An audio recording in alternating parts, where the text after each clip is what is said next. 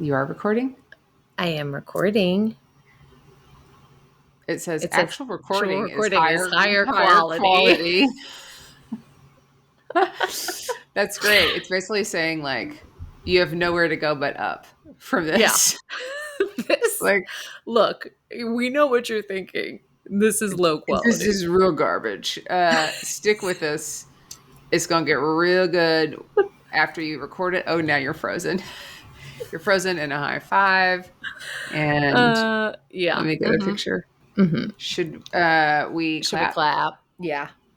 Okay. 1, 2, 1, 2, 3. 3. No.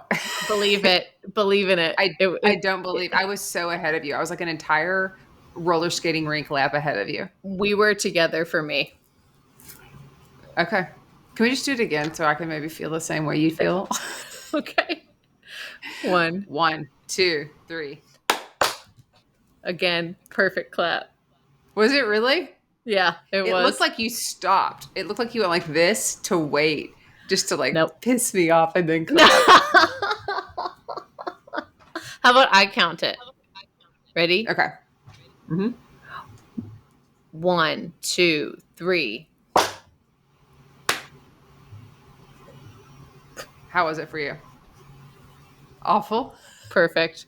Hi, I'm Maggie. And I'm Amanda. And we're sisters. In law. We're watching Suits one episode at a time. It's a show so nice, I've watched it twice. And a show so great, I'm watching it late. Thanks so much for tuning in. Maggie's never seen it and Amanda's obsessed. They don't wear fancy suits, they are casually dressed. They are sisters-in-law and they got a show about a law firm drama that aired a few years ago. Only Suits fans, only Suits fans, only Suits fans, only Suits fans, only Suits fans, only Suits fans.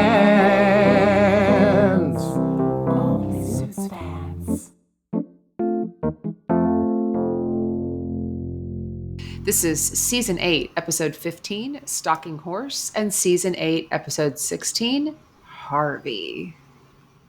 Harvey. Harvey, Harvey, Harvey. Harvey. He knows. He knows. He knows she's gone. Harvey. Harvey. He knows. Harvey He knows. He hardly knows her. Well, I wrote a brief Miss Amanda Austin. I figured you did. I forgot about I wanna it, hear it. but then I remembered it. It's not brief at all. This is like a 4th grade book report. Is this some long underwear? Yeah, this is some long underwear. But I'm going to go with it. When we first started this podcast 8 seasons ago, we received a message telling us there were in fact only 8 seasons of Suits, not 9, as we had been repeatedly saying. My own mother also agreed. There are only 8 seasons. Well, those fans were wrong. Now, having seen all of season 8, I can understand why they might have thought everything was wrapped up nicely for our lawyer BFFs, besides the additional fact that season 9 was not streaming on Netflix at the time. Hardman comes back. Zane laid on the sword, laying another iconic mentor to rest.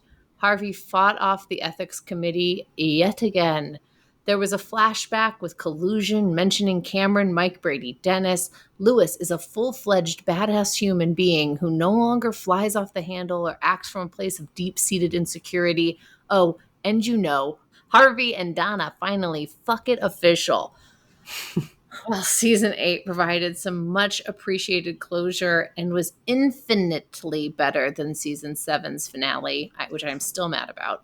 I am also so deeply appreciative that I get one more season of Suits to enjoy. That's great. The penultimate. That was great. Right? Harvey and Donna finally fuck it official.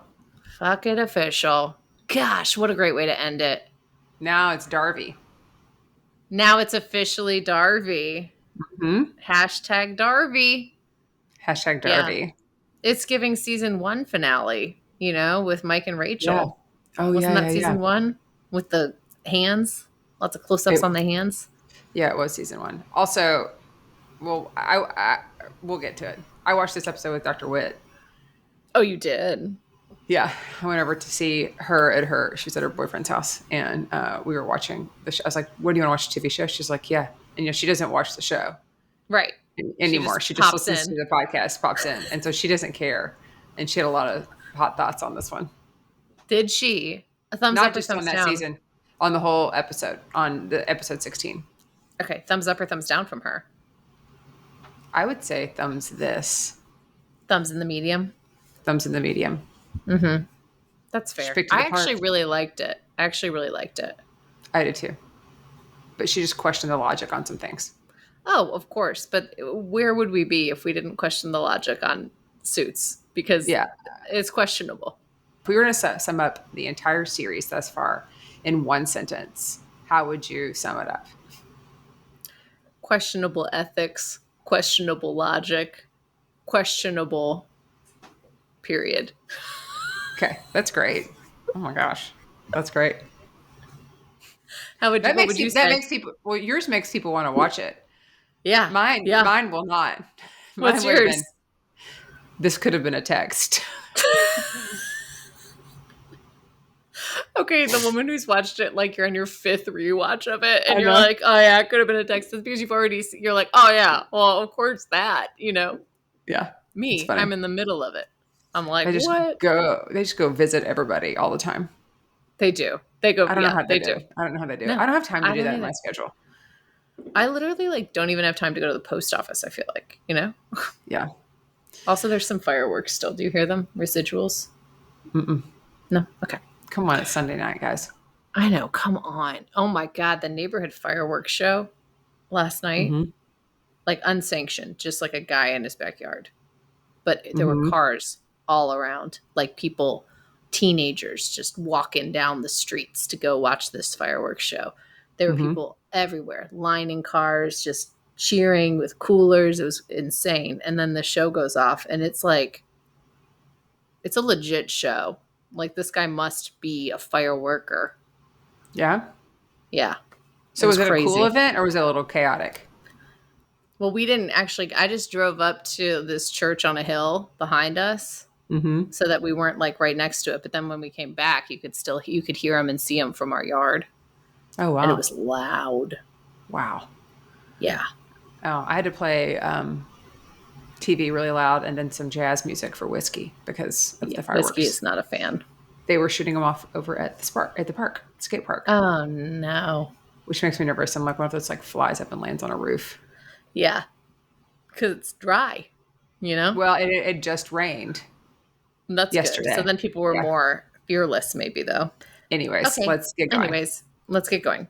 Before the credits, episode 15, Donna and her, as I would say, a smoking hot mom. Her mom is gorgeous, looks just like a perfect casting. And they are looking through old photos when her mom pitches to teenage Donna this 2-week trip to Paris. Sounds great. Reminded me of you and your niece, my daughter. Yeah. And your pending London trip in 2 years. Sidebar. Kyle is not excited about that. He's not? No, I don't think he actually understands it's happening. And he's like, no, she's not going. Okay, but also, today, the kids were like really on this kick, like they wanted a parrot. And I was like, we're not getting a parrot. Parrots live like 75 years. Like they live forever. We're not getting a parrot. And then I guess when I was out of the house, MJ got him to commit to, if she takes care of Della, our dog, for a year, like walks her, feeds her, takes care of her, is like the primary responsibility owner of our dog, then he would consider getting a lizard. To which I said, no. If you take care of Della the dog, maybe we'll get a puppy. Another dog. Yeah. And then she pitched it to him, and he was like, no, not a dog. And then she spent, I swear, for like 45 minutes, she was just following me around, presenting her argument to me. And I was like, these are all great points. She was like, I'm taking care of a dog for a year. That means I'm getting practice taking care of a dog. Why would I switch to a totally different creature? We already have dog food. We already have dog beds. We already have dog leashes. Why would we get a creature where we have to get like a whole new tank? And I was like, all of these are great points. All this to say, He knows it's happening. Sometimes he just wants to say no. Just like I guarantee in a year we will be getting a puppy because my daughter will not. Yeah. A puppy or a dog that's old enough that has been trained? Yeah, great question. I think either one. Okay. Either one could be a thing. We'll see. She has a very Right. specific checklist that she's working towards on this dog. Hey, I appreciate her working towards it, though. Yeah. Wants it to be white and fluffy so she can name it Yogurt. Okay. Wants it to be small Okay. as a puppy, but play fetch. Okay. Wants it to like water. Okay. So kind of an impossible dog to find. Is that a knock? No, that was a firework. Oh, wow. Mm-hmm. Okay. Anyways, that was the first bullet point. Yeah. More that listeners, Sunday night in Erie, Pennsylvania, they are still shooting off some fireworks. People are like, we got more fireworks to shoot here. Yeah. Today on a Sunday. Yeah. All right. Second bullet. Thomas brings Donna fresh coffee in her bed when he tells her his business is about to boom. Yes, boom like the fireworks. Mm-hmm. Harvey then meets with Simon, who is his client, and he's like a mall owner. It's 8 a.m. and he has a solution. Simon has a solution to a problem. Restoration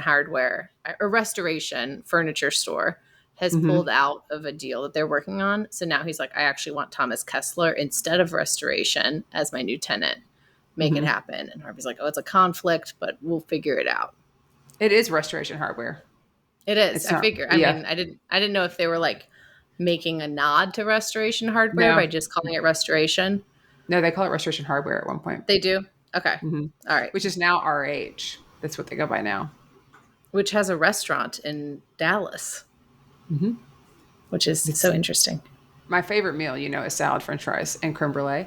And probably one of the best combinations of salad, french fries, and creme brulee is at Restoration Hardware or RH at the rooftop. They do it right. They do a great job. They do it right. Speaking of doing it, Lewis and Sheila are shopping for luxury strollers for their baby shower registry when he gets a phone call from a detective about his wallet being found. He has to identify his mugger in a lineup. Ugh, yikes. First depo here. Could you do that? Could you go identify someone in a lineup? I want to say I could because I'm pretty good with faces, but also I don't know. I don't want to give myself too much credit because I know how hard that is and how many misidentifications people make. Yeah. Like, is it someone, like you can mix them all up. Especially, I feel like the lineup that Lewis got, all the guys looked so totally different. Yeah. And I honestly still wasn't 100% sure which guy it was. Right. I was like, I think it is that guy. But I was like, I don't know. Yeah. And I saw him closer up than Lewis did. How about you? Could you? I don't know. I think it would depend on like what I was IDing them for, like how much that would bring. Like there's a lot of what ifs in that scenario. Yeah, for sure. Yeah, I'm pretty good with faces, but sometimes I don't remember where I know the person from. Mm-hmm. I'll be like, I know you. Why? Yeah. Then we hear our favorite song. A green bag boogie. Sounded perfect to me. Did? Okay. It's going to be good on... Wasn't that funny on the recording? Uh-huh. It was funny. Listening to great boogie. Could not get it going. Okay. So let's stick with this Lewis lineup storyline first. Okay. So here we are. Lewis is in the police station and he immediately recognizes number 6. And they're like, great, thank you so much. The DA's office will be in touch with you to testify about the assault. And Lewis is like, what? That's not what I agreed to. Right. I don't want to testify. But if he doesn't, then this guy's basically walking. Yeah. So then Lewis goes to see Samantha. He needs her help. He wants her to say that he doesn't have to go take the stand. And she tells him she's going to be there with him every step of the way. This is an interesting pairing to me that, like this is what they've bonded over. Yeah. I mean, how wild that they've both had tragic muggings though, too. Yeah. I guess in New York, people get mugged more frequently, but Yeah. I feel like that's crazy. Yeah. Samantha then gives Lewis a private mock trial lesson to prep him for his testimony because she ultimately says, you have to do this. And she says he can't be afraid of his emotions because he's being very rote in his delivery of his answers. And then we get to the real courtroom, and Lewis is tearing up, and he points to the mugger. They're like, can you identify the person who did this? And he points to him, and then the mugger's attorney stands up and he's like, well, this is like, doesn't matter because based on a technicality, the warrant was issued after the search happened. So everything doesn't matter. And so the defendant is free to walk. The mugger is free, even though Lewis has just given this testimony. To which I say, shouldn't this have been taken care of before they called someone to the stand? I think so. But then again, I wasn't writing on this episode. You're right. It was questionable logic. Sure. Did Dr. Witt have a problem with that? No. Oh. She has a problem with, she didn't see this episode. We just watched one episode. Oh, okay. Because I was like, I can't stay here very long. I got to go, but let's watch one episode. And then she's like, wait a minute, tell me what happened. Because she didn't know. But I'm like, you don't watch the show. So yeah, right. But I had to fill her in a little bit. Okay. Samantha doesn't want Lewis to drop it against the mugger, but he has a lot to lose. So instead, he's going to let it go. Yeah, he's like, I'm not going to keep pushing for this. But then he has this nightmare about the mugger coming in and shooting Sheila in bed while she lays down next to him. And he's like, I know where you live. I can always get to you. And he decides he needs to take Samantha up on her offer. So she says, I'm going to handle it from here. And I have this feeling that new evidence is going to come to light, which sounds very shady. It does. So then Daddy Zane asks Samantha, hey, what's going on with you and Lewis? And he says that she can't do what they did. But Samantha says Lewis is hurting, and he asks her to promise him to find another way. Yeah. We get a lot of backstory with Samantha in one episode. Yeah, we do. Like the episode with her foster mom and now this. Yes. So Samantha says, I'm not going to do anything illegal, but instead she is willing to go after the mugger's family for leverage. So he has a daughter, and she's willing to use that daughter to get him to play into what they need him to do. Yeah. Lewis and Samantha confront the mugger about losing his daughter and getting evicted. They demand that he turn himself in. Lewis is not afraid. Like, he's tough as balls in this one. And then Samantha punches him and tells the police he's the one who was the criminal on the phone. Yeah. Lewis has the phone and he's calling the HUD. Yeah. Yeah. This is like gang, like they're just like crazy, attacky in this. Yeah, sometimes very physical. But somebody once said sometimes good guys have to do bad things to make the bad guys pay. And these are two good guys doing some bad things to make a bad guy pay. Thank you, Cameron, Mike, Brady, Dennis. So Zane then asks Samantha, like, what the hell did you do? And he's like, you blackmailed this guy. And she goes, no, technically not, because we know how bad blackmail is from your boyfriend, Cahill. Yeah. But he also tells her there are unintended consequences when you take matters into your own hands. And he's afraid that this is going to ultimately be a bad thing for her. Yeah. From experience, it sounds like he's talking. Yeah. And that's the end of that storyline. Next up, do you want to talk about the Brian and Katrina? Yes. Story. You found the best 6-second clip of him just sniffing her arm and posted it. If you guys don't I don't know why nobody's liking that. We must have not had enough hashtags. That is like the creepiest looking. It is so great. I was trying to think of like a caption for it, like, ladies, if your man isn't smelling you like this, find a new one. Yeah. His nose. POV, you didn't settle, and then you ended up with Brian. Oh my God. Yeah. Should have. Yeah. It's creepy as heck. But also so sexy. And also interesting. It's interesting. Sensual. Brian meets with Katrina, who gifts him his first client. It's bespoke handbags, and they're going to get kicked out of their building on a technicality. But Brian said he can't do this alone. He needs Katrina's help with her algorithm. So now they're going to have to work together. The algorithm that was used him to go. Yeah, kick him out.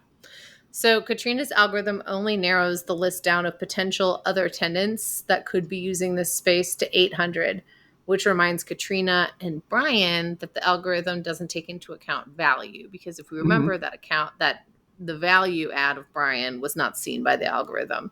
So they decide they can make this value pitch about bespoke handbags. Mm-hmm. Brian and Katrina confront this landlord and they offer him 10% revenue in the company with their young, brilliant, passionate client. But he is not buying the sappy bullshit. And then Katrina jumps up in his face and she says that she knows who his client is and calls him a piece of shit. Yeah, she's like, you can't have a food person. I know who your client is, and you can't have anyone who talks about food in a place that if you're claiming that there's arsenic or whatever the little thing is, the technicality. Yeah. But she gets pissed. And I think it's because she thought Brian was talking about her, the young, passionate, brilliant person. Yeah. But she was also, we find out, completely bluffing. She did not know who the client was, but she did know that the algorithm narrowed it down and most of the people were food service type places. So she used that to her advantage. And Brian's like, oh my gosh, you're so bold and you're being so funny. And then he just quickly 180 and he says, I can't wait to go home and share this news that I got my first solo client. And he just leaves. And she's devastated in the wreckage. Yeah. Then he comes to tell Katrina the next day that he spent all night telling Julie about Katrina. And then he realized he can't work at the firm anymore because he was on to himself, basically. He tells her it's going to be okay. And he is going to have to tender his resignation. Yeah, because Julie's like, she should come over for dinner. And then he's like, she's been over here and smelled our baby's head. Yeah, we almost kissed over our baby in this exact apartment. Yeah. Ooh. So then he goes to Lewis, and Lewis is like, listen, does this have to do with Katrina? You're going to be a hell of a lawyer. You can keep Bespoke. You should keep them. They are your first client, and you take them with you wherever you go. And he also tells him, like, you know what? We're going to see you in court someday, and we can't go easy on each other. And I understand why you're doing this, because you're sacrificing for your family. Yeah. And then that was the end of that one. That was the end of that one. Pretty clean. Cut and dry. Yeah, we have one last story here in this episode before we get to the Harvey episode. And this one is not clean. Harvey needs Alex's help with Thomas Kessler. It's a conflict with the deal that Alex has cooking for Thomas. So then Donna wants to talk to Harvey about seeing Thomas because she's like, I really like him. And I just want to tell you, I didn't mean for you to see us at the elevator like that. Mm-hmm. And Harvey's like, I'm happy for you. Also, I've got this proposal from Simon. And Donna tells him, thank you so much for understanding. Mm-hmm. The meeting of Thomas, Alex, Simon, and Harvey happens at Simon's office. It's a very quick agreement. They're going to announce it in the press tomorrow. Yeah, and as soon as this happened, I was like, this is not good. Right. Because then the next time we see Simon, he's telling Harvey that he's not going to actually be signing the deal with Thomas Kessler because guess what? Restoration Hardware is back at the table. Mm-hmm. So he's going to play them against each other. Basically, Thomas Kessler was what is called a stalking horse, episode name, for Simon. Okay, I have a quick depot for you. Okay. You get to pick one really nice piece of furniture from a store. Okay. The rest of it, you'll be like, this will do. But you're going to pick one nice piece of furniture. What kind of what would it be? What would the piece of furniture be that you'd be like, this is the thing that's the most important? That's a good question. I feel like a good couch is nice, but it doesn't have the longevity of a really good dresser. Okay. And I feel like if I was thinking family heirloom, something I want to pass down, something that I want to be an investment for future generations, I feel like a dresser really has it all because you can use it as a sideboard piece. Everyone needs a dresser. It's not like a huge chunkin' table or a sofa that's going to have to be reupholstered. Yeah. You know what I mean? It's a good answer. What's yours?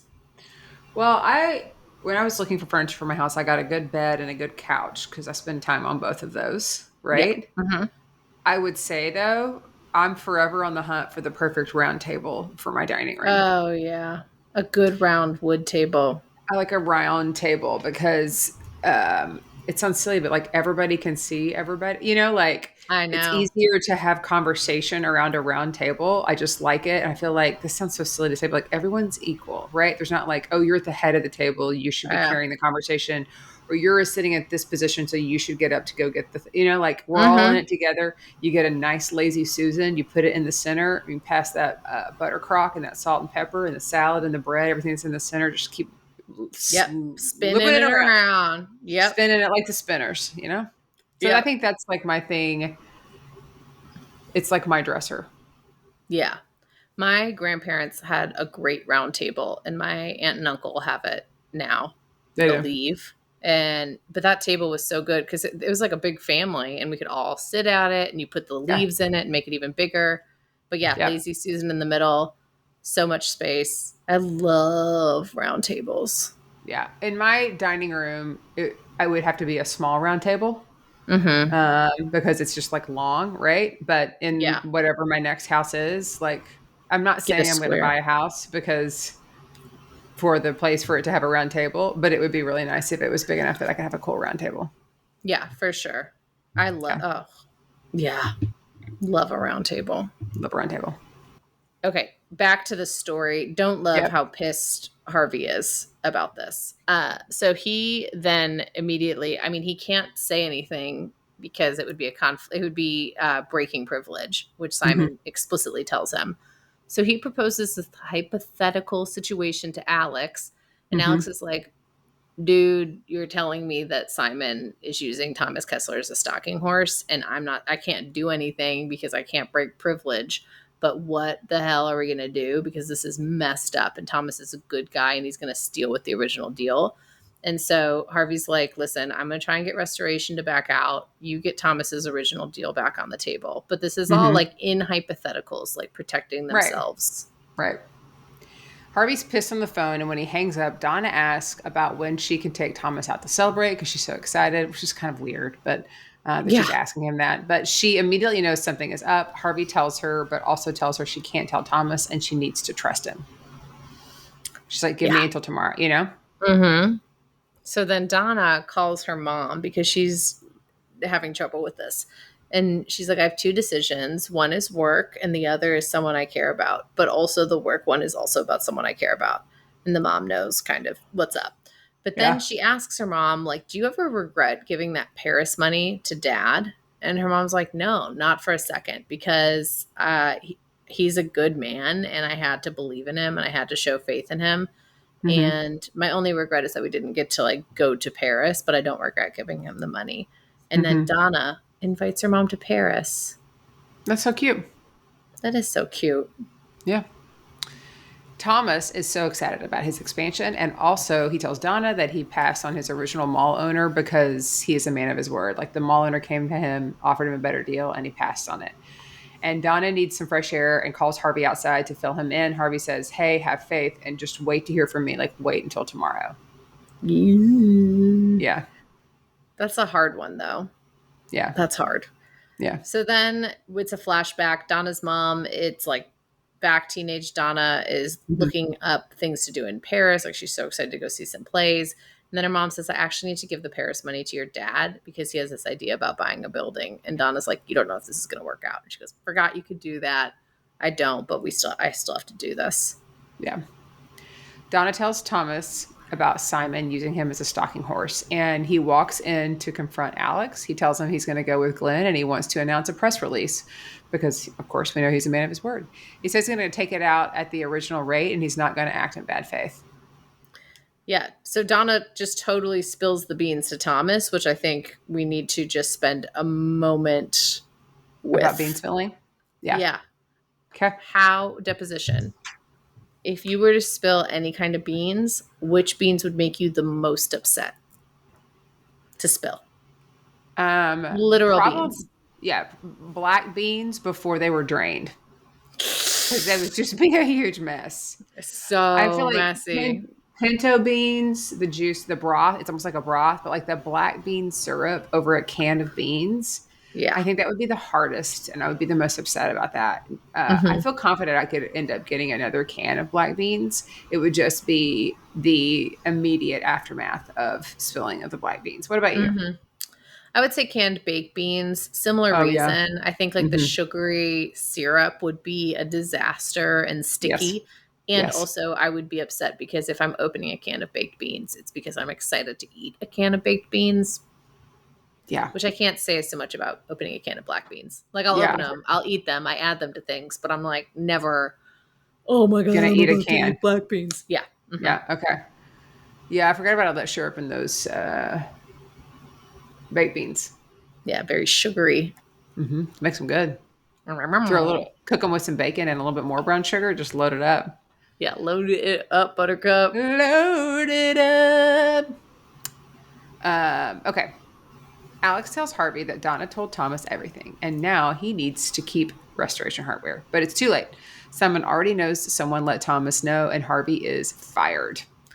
Yeah, Simon's in the office as these two are having a conversation, and he's like, you guys are colluding right now, or you guys are breaking privilege right now. And they're like, no. Alex is like, I was just telling him. Alex is like, I was just telling him something, an update about a client that affects his deal. Not that he had anything to do with it. No. But they did. Yeah, they did. Donna is not sorry about choosing Thomas over the firm. Harvey kicks her out of the office and thinks it's about her choosing Thomas over him, but he says it's about her losing faith in him, which is interesting. And then Daniel Hartman waltzes in because he is Simon's new attorney, and he's like, you broke privilege, and now I'm going to make you pay. Daniel motherfucking Hardman. Yep. Coming in the end of season 8. He is. Just a bunch of beans juice seeping into that firm, and his name is Hardman. Okay. Episode 16, Maggie. I alluded to this one being great in last week's brief. So just, can't wait to hear all your hot thoughts. It was great. Right? I liked it. I liked it a lot. I mean, I feel like it could have been the series finale. It could have. I mean, the way you talked about it. Yeah. You did a great job in this week's brief of calling all of that out. I was like, oh yeah, it actually does tie multiple ribbons out. Like it could have ended. It could have, and I would have been satisfied. It's like great. Yeah. Like I feel unlike in season 7, which left me like I'm still pissed about it, but I was so grateful that this season ended in a way that made me feel closure, but also like still imagining what's possible with the characters. I really loved it. Yeah. Even if it was a little unbelievable. Yeah. Questionable. Okay, well, before the credits in this episode called Harvey, Donna tells Thomas that she's going to work late, and she didn't know that Thomas was going to put out a press release. And she tells him, like, now the firm's going to be sued, and it's because of me, because I told you. And he's kind of like, oh, man, sorry. Yeah. It's like, what the fuck? So I know it's an interesting dynamic because it's like he's sorry, but also like he has to protect himself and his company. Right. Yeah, but also like he didn't need to do the press release. That was a little overkill. Yeah, but I get it. Sometimes you want to win the court of public opinion. Yeah, for sure. I'm moving my mic a little. Okay. Do I need to move mine? No, it's because I took a pillow out from behind me. So. Okay. Zane wants to talk to Alex about the prison situation. He wants to know how Alex lives with it. And Alex says if Zane can do something about what he did, and if not, he should make up for it. Yeah. That whole like prison, Alex knew that his company was killing a man. Then we see a flashback, and it's Zane. He's on the phone with Samantha. He's eating her Chinese food. They're recapping what they did that day. They're friends. Ha, ha, ha. And then all of a sudden, she gets mugged while she's on the phone with him. Yeah.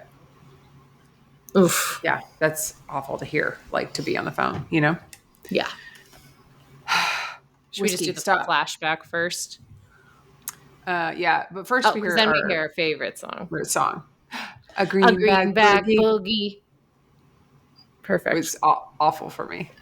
I don't know. It sounds so good for me. I can't even. It doesn't matter. Is it like music to your ears, literally? Yeah, it's like, oh my God, am I watching Suits right now? Oh my gosh. Our listeners are so lucky. They're so lucky. I can't even. Okay. All right, so we're going to start with flashbacks, right? Mm-hmm. So the first one, Zane goes to see Samantha in the hospital. She is beat up, and he's so sorry that he kept her late. She's like, I have to go down to the station, make a statement so they can find this guy. And he goes, no. That can wait. You need to recover. I will always be here for you. Mm-hmm. And then we see Samantha, who wants to track down her mugger with his investigator. And Zane says once they find him, they will turn him over to the DA to deliver justice. Right. Like they're not doing any dirty deed justice. They're going to let this play out in the system that they work within. Yeah. So then Zane has to break the news to Samantha that Cameron Mike Brady Dennis is not going to go after the mugger for Samantha's case. She does not want to be a victim. This is a very emotional scene. Katherine Heigl plays it great. She's just like, I can't. Like, I was a foster kid. I was a Marine. I cannot go back to being a victim. And he says, all right, then we're going to have to go another way. And we just need some new evidence to come to light, which is basically what Cameron Mike Brady Dennis has said. Because we know Cameron Mike Brady Dennis is questionable ethics. And he's like, if we can get someone, let's get him. Yeah. Hardman and Zane are drinking and thinking about their hypothetical firm when he gets a call from Cameron Mike Brady Dennis. All we hear is, please don't tell her. Please don't tell her. Yeah. It's like literally silence, which normally we see the other side of the call. This is very dramatic. It was so dramatic. And we don't know what he, at the time, we're like, I don't know. What can't we tell her? Yeah. But we'll find out. And then we go to the present day, which I think since they all come together, we just sort of go roll with it. Yeah? Yeah. This really tied up multiple stories. Yeah. It's very woven. Harvey, he goes to Lewis's house about the lawsuit and Hardman. And Lewis is pissed at Donna, but also wants to figure it out. Harvey says option 1 is go to Robert, and option 2 is to leave Daniel with a frozen dick in his hand. And they decide to go with frozen dick option. Well, when in Rome, you know?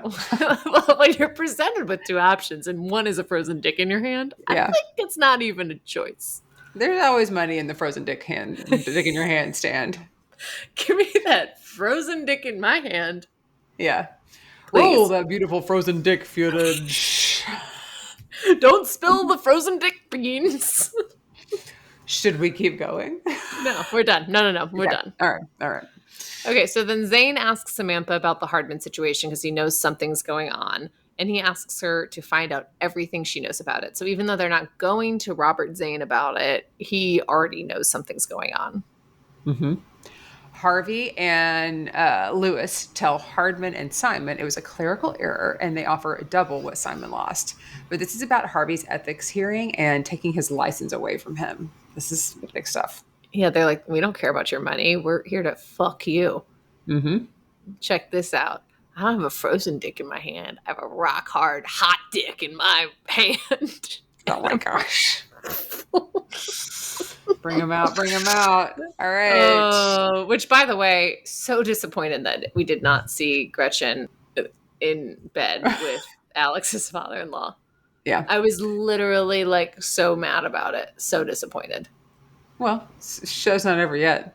It's true. Yeah. Okay, so then we see Harvey, and he's updating Donna that Hardman is coming after his license, and Donna suggests maybe she should come forward and help, but Harvey's like, no, the genie's out of the bottle, and you need to just let me and Lewis handle it. Basically, back off. You've done enough. Thank you. Yeah. Harvey gives Hardman a one-time opportunity to get out of the colluding charges. But Hardman says, no. Travis Tanner, who represents Restoration, is not going to defend Harvey on the stand. And Harvey has to do, all Harvey has to do is put Hardman's name back on the wall, and he will just slink away. I can't believe Travis Tanner is who Harvey was working for, or working with on the Restoration. That Travis Tanner represents Restoration Hardware. I was like, no wonder he's Amanda's boyfriend. She loves She loves RH. I do love RH. And now TT is repping RH. And we didn't see TT in this episode. We just heard about him. We didn't see Cameron Mike Brady Dennis either. We just heard about him. Yeah. They're just kind of throwing out the names of the men we love. Yeah. So then Zane presents Samantha with an offer for Hardman. And she's like, all you need to do is convince him. And she says, okay, I'll make it happen. Lewis visits Thomas at his home to get his help, and Thomas is not happy about being asked to cover for Harvey, and he is not going to perjure himself. He's a man of honor. Yeah, we know that. To a fault. So then Zane brings over this 30-year-old scotch to drink with an old friend, his friend Daniel Hardman, and he's there to see what it will take to end this thing. Hardman just cannot believe that Zane, his best friend, his buddy, his college bro, is siding with them, like the people that took his firm away.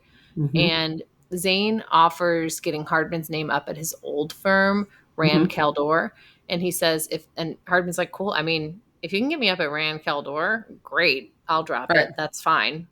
Yeah. But I'm right now on an island floating because they've taken everything away from me. So I'm for sure coming after them if you can't get my name up there. Yep. Harvey and Lewis recap how their plans failed. He doesn't understand why Harvey even told Donna, but Harvey reminds him he totally would have. He's like, but why wouldn't Donna just wait for Harvey? He pretty much always pulls through, which gives Harvey an idea. So Samantha, meanwhile, is trying to convince Rand Caldor to agree to put Hardman's name up, but they don't want any piece of it. And Zane thinks Samantha is not trying hard enough. But either way, she's like, we have to find another way. They're not going to agree. Lewis and Harvey meet with the chairwoman of the board to try and get Simon to be fired. She says when the board hears about what they show her, they'll never hear from Simon or Hardman again. Yeah, because Simon was basically sending emails trying to get her off the board, right? Yeah. So then Zane's there to meet with Caldor, and it turns out Caldor had made an offer to Samantha that she did not present. The offer was that Caldor will take Hardman if Zane retires. And Zane says, no, you're not doing this to me like this.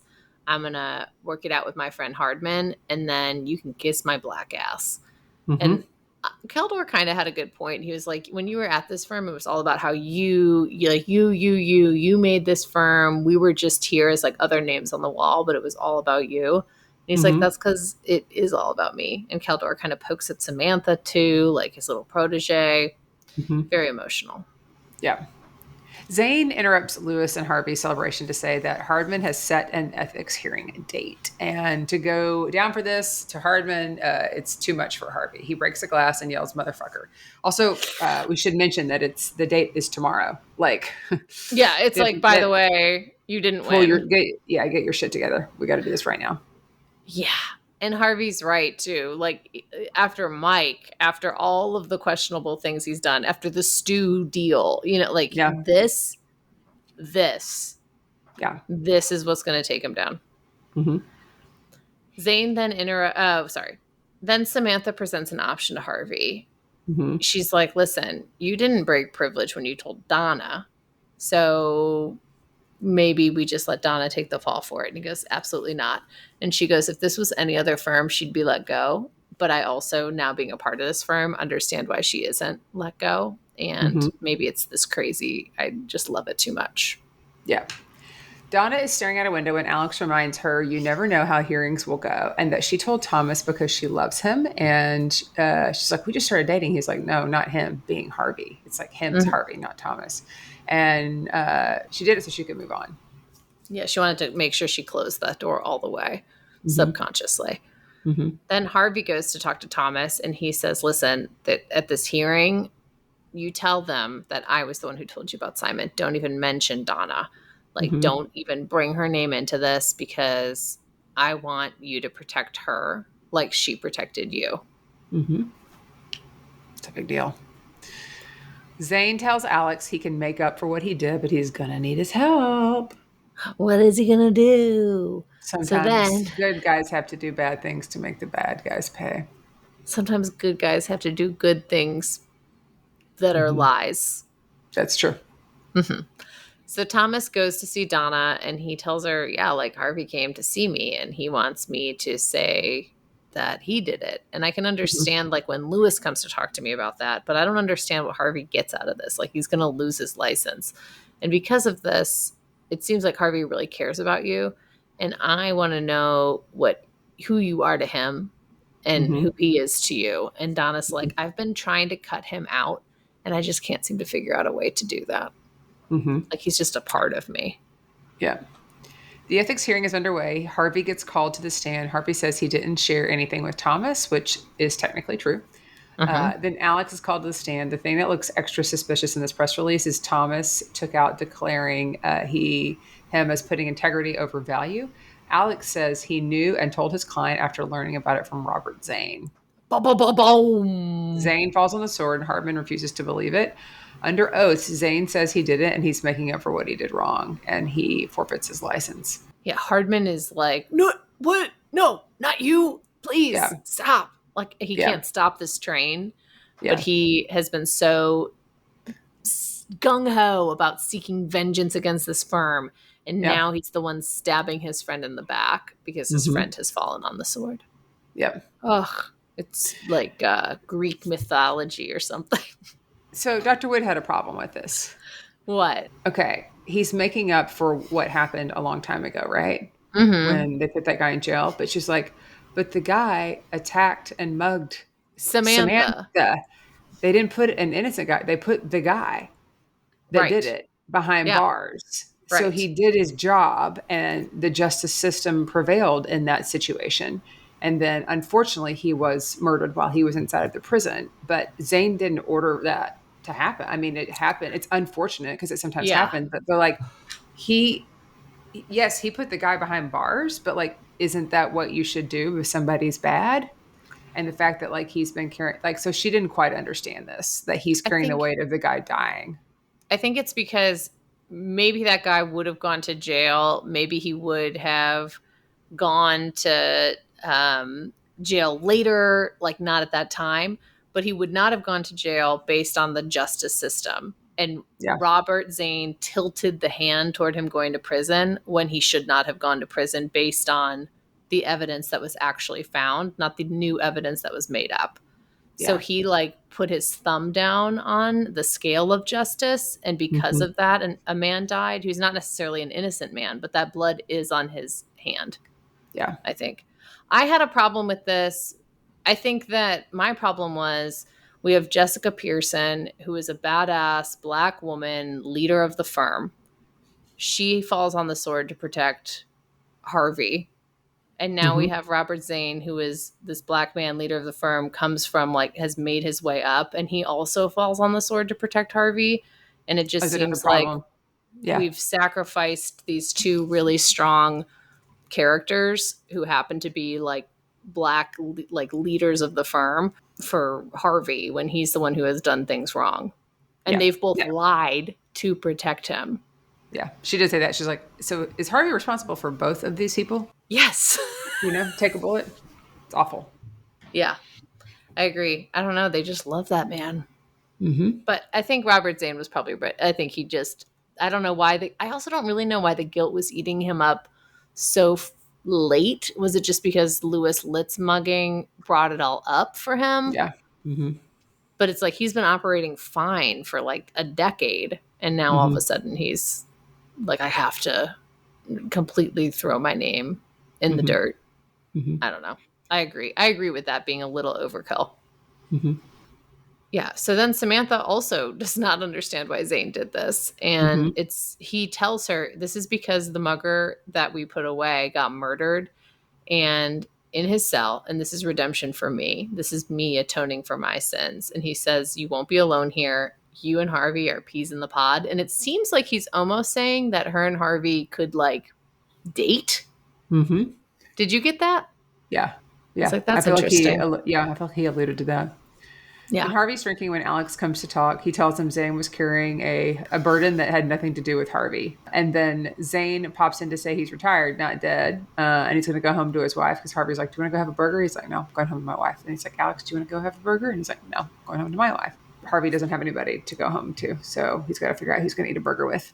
She goes to see Samantha to mourn losing their mentors. And she's like, yeah, it's just like not easy to find someone in this world who loves you. And then Harvey realizes he has to go home to someone who loves him. And he literally runs down to the elevator, into a taxi, up to Donna's apartment. And she opens the door and like raises her eyebrow and steps in. And then they start samoochie-woochie. Smooch, smooch, smooch. Hands, hands, hands. Shirt, shirt, shirts. Butt, butt, butt. Segs. Yeah, that's exactly the song that was playing too. Dr. Witt said that they have better on-screen chemistry than they have seggss chemistry. It felt a little forced. I was wondering this. Harvey cast Donna, basically. They're like, Gabriel mocked. They're like best friends. Best friend. Yeah, like they're real close. That's so weird to Yeah. like. This is the part of acting that I don't understand. I get don't like either. the witty banter, but then like to seg someone Yeah. that's like your friend, like your sister, kind of. Yeah, and also like 20 people are in the room filming it. And they're like, okay, that looked weird. And you're like, well, that's what I do. Yeah, you're like, hey, nobody's ever said anything up until now. And now that usually drives them crazy. And now grip number 2 is over there being like, that's super weird. You know? Can you imagine? They're like, okay. Craft services is like, oh, wait, what? They're like, and they're like chomping on carrots, and they're like, oh my gosh, what's happening? They're like, okay, do it sexy this time. And you're like, wait, what was the last take? You know? That was sexy. That was, they're like, haha, very funny. Now do it so it's hot. Yeah. Bring the heat. Bring it. Yeah. Yeah, I agree. Yeah, that's probably why they had so many close-ups. I think Mike and Rachel had good sex chemistry. They did have good sex chemistry. It was believable. They had good grabs. Yeah, they had good grabs. But they also weren't friends that didn't hang out. Like, right. Literally, they're friends. Yeah, I wonder if they're like, like laughing, do it. Like, they're like, oh, God, it's so awkward. Yeah, oh, God, I'd be laughing the whole time. Yeah. Not with Harvey, though. You know what I'm saying? They'd be like, Amanda, tone it down. This is just for a TV show. Be like, oh, okay. I need to put my shirt back on. Oh, I'm so sorry. The carrots are all over the floor. Yeah. Everyone's you guys don't use carrots? Thanks, craft services. For reading my rider, you know? Oh. I think we should, you know what, take a break and go to, well, sorry. I feel like beat. I don't know if I can go on any vacations right now. No, we should take a break until next week. And then maybe we could take one of those luxury trains to Prediction Town. Yeah, like a whole episode about Prediction Town. We could do that. Yeah. That would be really fun because we only got one more season left. Ooh. I can't believe that. That's crazy. I know. Well, we started talking about it. Was it 1 year ago? No. We started in December of 2023 is when we dropped our first 3 episodes. Shut up. 2023? Okay. Yeah. We started talking about it in like the fall of 2023. So like we will end right when we started talking about it. Because I was on my second rewatch. 2 years we've been doing this? It'll be a year, 20 months. It'll be 20 months. Oh my God, this show's like a little toddler. It is a little toddler. We got to talk about what's next for a little toddler. Oh my gosh. Okay. Wow. I'm emotional. Okay. Thanks so much for tuning in. You can check us out on Instagram, TikTok, and YouTube. You can listen to us on Apple, Spotify, or anywhere. I can't. Maggie literally just said, I'm a little emotional. And then I just try and take all of that emotion away. Okay. With that sign off. Okay. Thanks so much. Here I go. Maggie. But we don't need to say our goodbyes on this podcast yet. I know. I'm sorry. I was like, I'm a little emotional. Okay. Thanks so much for tuning in. Well, I got to keep that in now. Show what a witch I am.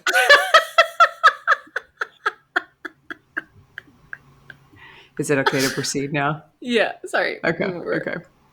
Thanks so much for tuning in. You can check us out on Instagram, TikTok, and YouTube. You can listen to us on Apple, Spotify, or anywhere else you get your podcast. And don't forget to like, subscribe, and leave a review. And if you don't know how to start that review, you could just say, okay.